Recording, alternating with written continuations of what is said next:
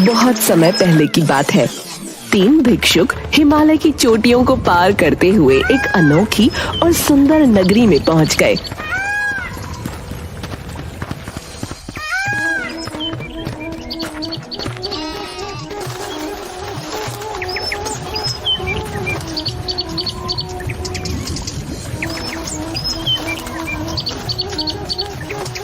ये नगरी तो देखने में बहुत ही सुंदर मालूम पड़ रही है। आपने बिल्कुल सही कहा गुरुजी। इतनी सुंदर नगरी तो मैंने सिर्फ सपनों में देखी है। गुरुजी, भिक्षा मांगते मांगते आप तो हमें हिमालय की चोटियों तक ले आए। मुझे तो लग रहा था कि हम तीनों ठंड से हिमालय में ही जमकर रह जाएंगे। ये जरूर ईश्वर की ओर से हमारे लिए पुरस्कार है गुरुजी। प्रेमपाल, हम सिर्फ भिक्षुक ही नहीं बल्कि मार्गदर्शक भी हैं। पहले जाकर हमें इस सुंदर नगरी को देखना चाहिए। गुरुजी प्रेमपाल और वीरपाल को लेकर उस सुंदर नगरी में चले जाते हैं, जहाँ पर बहुत अच्छे अच्छे सुंदर घर बने होते हैं और वहाँ सभी व्यक्ति बस अपना काम करने में लीन होते हैं। पता नहीं, मुझे इस नगरी में कुछ अजीब सा लग रहा है। ये कैसी बातें कर रहे हैं गुरुजी? न जाने कितने दिन बाद हम तीनों को ठंड से राहत मिली है। देखिए कितनी ताजा ताजा हवा चल रही है और यहाँ धूप भी कितनी अच्छी निकल रही है। प्रेमपाल सही बोल रहा है गुरुजी। मुझे लगता है कि यहाँ हमें किसी धर्मशाला में रहकर आराम करना चाहिए। वीरपाल, हम भिक्षुक हैं, कोई व्यापारी नहीं जो हम धर्मशाला में बैठकर आराम करेंगे। मैं वहां उस टीले पर जा रहा हूं। तुम दोनों अलग अलग दिशा में बट जाओ और शाम तक मुझे पता करके बताओ कि इस नगरी में लोगों का स्वभाव कैसा है। क्या ये नगरी कुछ दिन रुकने के काबिल है भी या नहीं। गुरुजी के आदेश पर प्रेमपाल और वीरपाल अलग अलग दिशाओं में चले जाते हैं। वीरपाल नगरी में घूमने लगता है।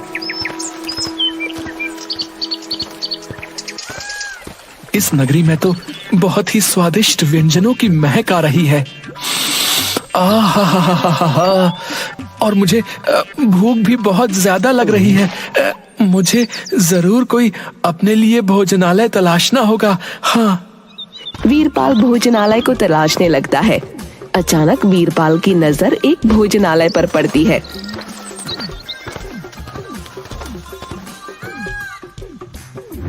कुछ खाने को मिलेगा? कौन हो तुम? इस नगरी में तुम्हारी आवाज मैं पहली बार सुन रहा हूँ। मैं एक भिक्षुक हूँ। भिक्षुक? ये कौन होते हैं?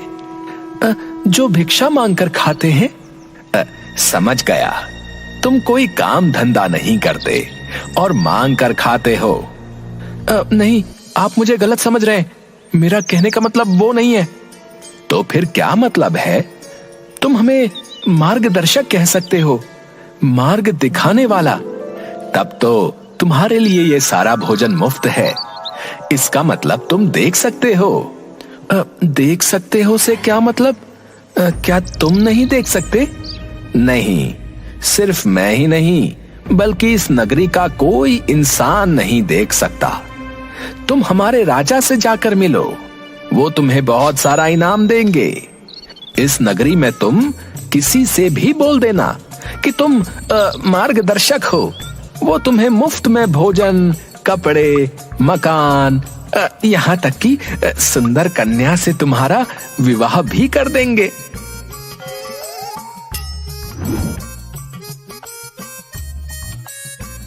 अरे अरे अरे, मजा आ गया, मजा आ गया। बगैर भिक्षा के भोजन, कपड़ा, अच्छा घर।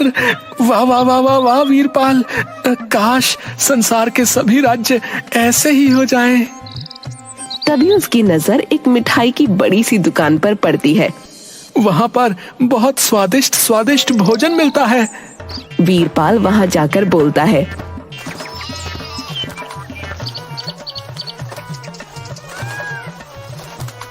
अरे ये मिठाई तो बहुत ही स्वादिष्ट मालूम पड़ रही है। ये मिठाई मेरी पत्नी ने अपने हाथों से बनाई है। मेरे हाथों की बनाई हुई मिठाई जो है इस नगरी में प्रसिद्ध है भैया। क्या तुम मुझे मिठाई दे सकते हो? बिल्कुल दे सकता हूँ, अगर तुम्हारे पास इसे खरीदने के लिए मुद्राएं हैं तो। शायद तुम मुझे जानते नहीं हो, मैं एक मार्गदर्शक हूँ। तो तुमने मुझे पहले क्यों नहीं बताया? तुम्हारे लिए तो ये सारी मिठाइयाँ मुफ्त की हैं। तुम्हारी जितनी मर्जी हो उतनी ले जाओ भैया, मगर याद रखना शाम के समय राजमहल में जरूर आना। राजा तुम्हें ढेर सारा इनाम देगा। वीरपाल बहुत सी मिठाई लेकर सीधा एक ऊंचे टीले की ओर चला जाता है, जहाँ पर गुरुजी प्रेमपाल के साथ उसका ही इंतजार कर रहे होते हैं। प्रेमपाल, अब तुम बताओ, तुम्हें ये नगरी कैसी लगी? गुरुजी, मुझे ये नगरी बहुत ही अजीब सी लगी। यहाँ के वासी अजीब अजीब तरह की बातें कर रहे थे। कई बार तो मुझे ऐसा लगा जैसे कि वो मुझे देख ही ना रहे हों। क्या तुम्हें वहां पर किसी ने भिक्षा नहीं दी? मैंने जिस किसी से भी भिक्षा मांगी उसने मुझे भिक्षा देने से मना कर दिया और साथ ही साथ मुझे बहुत ज्यादा अपमानित भी किया। वीरपाल, अब तुम बताओ, तुम्हें नगरी कैसी लगी? क्या प्रेमपाल सही बोल रहा है? नहीं गुरुजी, मुझे लगता है कि प्रेमपाल इस नगरी को समझ नहीं पाया। मैंने तो इतनी सुंदर नगरी कभी नहीं देखी गुरुजी। मैं तुम्हारी बात का मतलब नहीं समझा। गुरुजी, मैंने भी भोजनालय से कुछ भिक्षा मांगी थी और उसने भिक्षा देने से इनकार कर दिया। मगर जैसे ही मैंने बताया कि मैं एक मार्गदर्शक हूँ, उसने मुझे सारा भोजन मुफ्त में खिला दिया गुरुजी। ये कैसी बात कर रहे हो तुम? तुम्हारे मार्गदर्शक बताने से उसने तुम्हें भोजन मुफ्त में खिला दिया? ये तो कुछ भी नहीं गुरुजी। उसने मुझे ये भी कहा कि इस नगरी में तुम किसी के भी सामने कह दो कि तुम एक मार्गदर्शक हो तो वो तुम्हें मुफ्त के कपड़े, भोजन, सभी कुछ देगा। और हाँ गुरुजी, एक बात बताना तो मैं भूल ही गया। इस नगरी में जितने भी इंसान हैं ना, वो सब के सब अंधे हैं। हमें यहाँ से अभी और इसी वक्त वापस जाना होगा। ये नगरी हमारे लिए खतरों की नगरी है। ये कैसी बातें कर रहे हैं आप गुरुजी? यहाँ सब कुछ मुफ्त में मिल रहा है और आप हैं कि यहाँ से जाने की बातें कर रहे हैं। वीरपाल, पिछली बार तू अंधेर नगरी में फंस गया था, पर इस बार तू अंधों की नगरी में फंस जाएगा। मेरी बात मान, यहाँ से चलते हैं। मैं अब कहीं नहीं जाने वाला गुरुजी। हाँ, आपको जाना है तो आप जा सकते हैं। मैं तो अपना सारा जीवन जो है यही व्यतीत करूंगा। हाँ। इतना कहकर वीरपाल वहाँ से चला जाता है और एक पेड़ के नीचे जाकर अपने आप से बोलता है, शाम के समय राजमहल में जाकर राजा के ढेर सारे इनाम लूंगा। उसके बाद गुरुजी को दिखाऊंगा, तब उन्हें पता लगेगा कि वीरपाल मूर्ख नहीं है।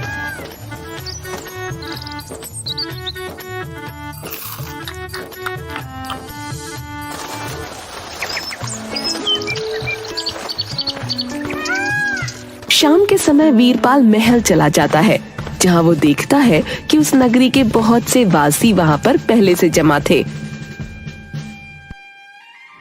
तुम कौन हो? मैं एक मार्गदर्शक हूँ महाराज। आपकी प्रजा ने मुझे बताया कि आप मार्गदर्शकों को बहुत से इनाम देते हैं। तो तुम इनाम लेने के लिए यहाँ पर आए हो? क्यों नहीं, आओ आओ, पहले हमारा न्याय देखो। अरे, इतना सम्मान तो मुझे कहीं भी नहीं मिला।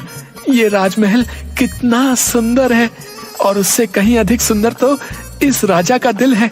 मेरी तो हो गई बल्ले बल्ले। कुछ देर बाद राजा के महल में एक बूढ़ा व्यक्ति आता है। महाराज, मैं एक कपड़ों का कारीगर हूँ, कंबल बनाता हूँ और कंबल बनाकर बेचता हूँ। तो क्या तुम सिर्फ ये बताने के लिए मेरे महल आए हो?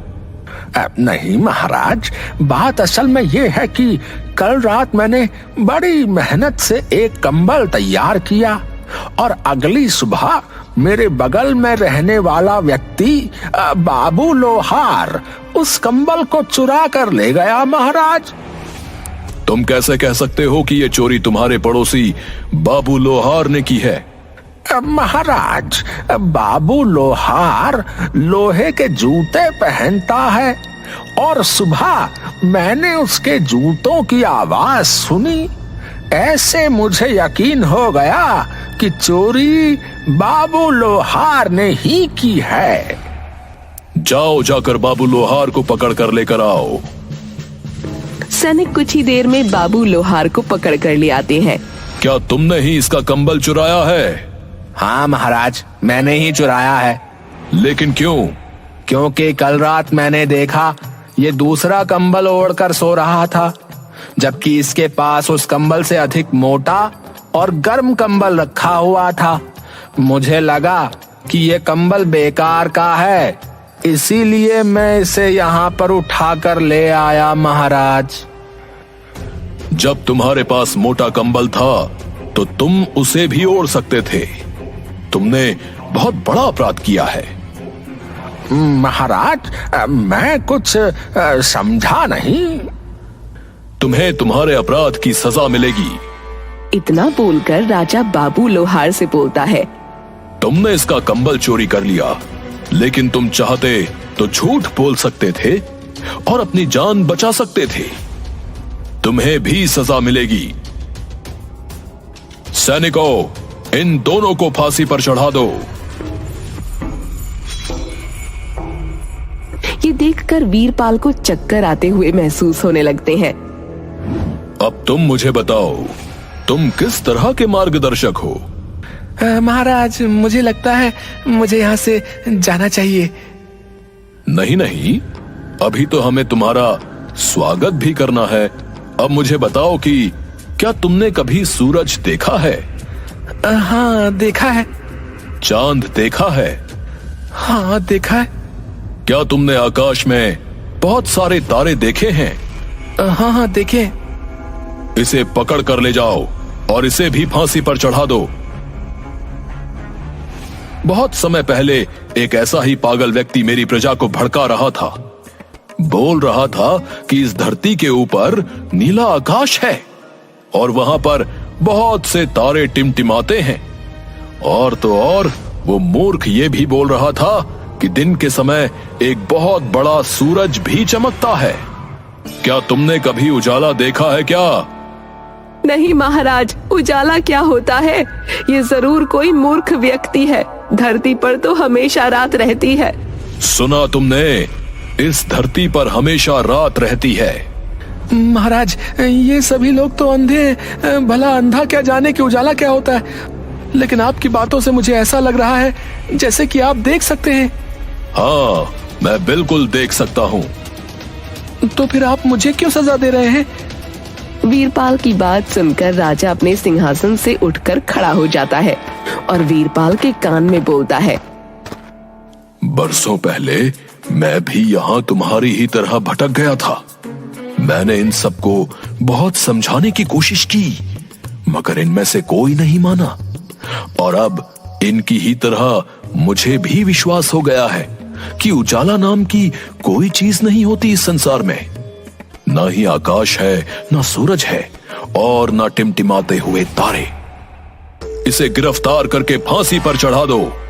सैनिक वीरपाल को गिरफ्तार करने वाले ही होते हैं कि तभी वहाँ पर गुरुजी और प्रेमपाल आ जाते हैं। मुझे बचा लो गुरुजी, मुझे आपकी बात माननी चाहिए थी। ये मेरा प्रिय शिष्य है राजन, इसे छोड़ दीजिए। नामुमकिन है ये मूर्ख झूठ बोलता है। कहता है कि इस धरती के ऊपर आकाश है, तारे हैं, सूर्य है। मेरे राज्य में इन सब बातों की सजा मृत्यु दंड है। आपका आदेश सर आंखों पर। मैं आपके न्याय के विपरीत नहीं जा सकता, लेकिन मैं आपसे कुछ कहना चाहता हूं। कहो, क्या कहना चाहते हो? महाराज, मैं आपके कान में कुछ कहना चाहता हूं, अगर आपकी आज्ञा हो तो। ऐसी क्या बात है? वो आपके बहुत काम की बात है। राजा गुरुजी को इशारा करके गुरुजी को अपने नजदीक बुलाता है। गुरु राजा के कान में कुछ बोलते हैं। ठीक है, आज तो तुमने कुछ ऐसा कह दिया, पर आज के बाद कभी भी लोगों को मूर्ख मत बनाना। तुम जा सकते हो और दोबारा यहाँ पर कभी नजर मत आना। वीरपाल जल्दी से उठकर गुरुजी के साथ निकलकर उस नगरी से बाहर भाग जाता है। ये सब आपने कैसे किया गुरुजी? उस राजा ने मुझे छोड़ कैसे दिया? वो सब जन्मजात अंधे थे। उनकी पीढ़ियों में कोई भी देखने वाला व्यक्ति नहीं था। तुम्हारे जाने के बाद मैंने जब इस राज्य के बारे में पता किया, तब मुझे लगा कि वर्षों पहले ये राजा भी यहाँ पर आकर भटक गया था। राजा ने उस समय लोगों को बहुत समझाने की कोशिश की, मगर कोई भी इसकी बात नहीं माना। लेकिन वो एक चतुर व्यक्ति था। उसने बड़ी आसानी से यहाँ के राजा को मारकर सिंहासन हथिया लिया। लेकिन आपने ये नहीं बताया कि उसने मुझे क्यों छोड़ दिया? क्योंकि मैंने उसके कान में कहा था कि अगर तुमने मेरे शिष्य को नहीं छोड़ा तो मैं सारी प्रजा को बता दूंगा कि तुम भी देख सकते हो और तुमने ही उनके पुराने राजा का कत्ल किया था। अगर उसकी प्रजा को यह पता लग जाता कि वो राजा भी देख सकता है तो उसकी प्रजा बगावत कर देती। लेकिन मेरी एक बात समझ में नहीं आई गुरुजी, वो राजा उल्टे सीधे न्याय क्यों कर रहा था? उसके न्याय पर प्रजा सवाल क्यों नहीं उठा रही थी? क्योंकि उन्हें लगता है कि न्याय यही है, राजा का न्याय सर्वोत्तम है। इसलिए मैंने प्रेमपाल से कहा था कि नगरी हमारे लिए खतरे से खाली नहीं। गुरुजी महाराज, अब मैं आपकी बात कभी नहीं टालूंगा। राम राम राम राम, अंधी प्रजा, पागल राजा। सभी मुस्कुराने लगते हैं।